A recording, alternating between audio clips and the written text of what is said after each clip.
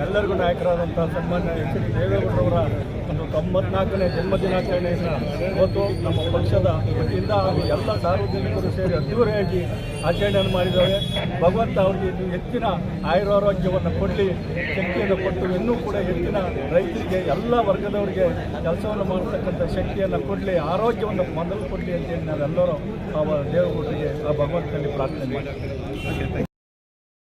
ಅವರೊಂದು ಭಾವಚಿತ್ರಕ್ಕೂ ಕೂಡ ಹಾಲಿನ ಅಭಿಷೇಕ ಮಾಡ್ತಾ ಕ್ಷೀರಾಭಿಷೇಕ ಮಾಡೋ ಮುಖಾಂತರ ಭಗವಂತ ಒಳ್ಳೇದು ಮಾಡಲಿಕ್ಕೆ ನಮ್ಮ ರಾಜ್ಯ ಕಂಡ ಅಪರೂಪದ ನಾಯಕರಾದಂಥ ಮಾನ್ಯ ಶ್ರೀ ಎಚ್ ಡಿ ದೇವೇಗೌಡರವರ 94ನೇ ಹುಟ್ಟುಹಬ್ಬವನ್ನು ಆಚರಿಸ್ತಾ ಇದ್ದೇವೆ. ಇದು ನಮ್ಮ ಪಕ್ಷಕ್ಕೆ, ನಮ್ಮ ಕಾರ್ಯಕರ್ತರಿಗೆ, ಮುಖಂಡರಿಗೆ ಅತ್ಯಂತ ಸಂತಸದ ವಿಚಾರ ಆಗಿದೆ.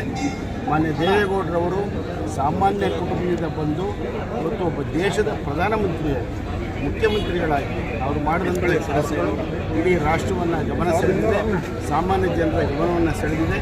ನಾನು ಈ ಸಂದರ್ಭದಲ್ಲಿ ಇಷ್ಟೇ ಹೇಳಲಿಕ್ಕೆ ಬಯಸ್ತೇನೆ, ಅವರು ಈ ಇಳಿ ವಯಸ್ಸಿನಲ್ಲೂ ಕೂಡ ಅವರು